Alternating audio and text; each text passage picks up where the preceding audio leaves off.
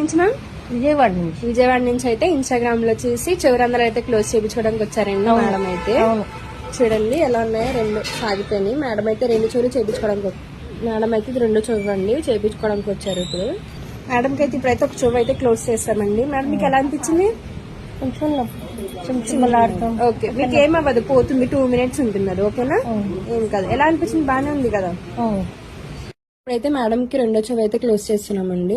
ఇలా అనేది లిక్విడ్ అనేది పెట్టిన తర్వాత ప్లాస్టర్ అనేది వేస్తాము. వేసి ఆ ప్లాస్టర్ అనేది 1 week ఉంచుకోవాలండి.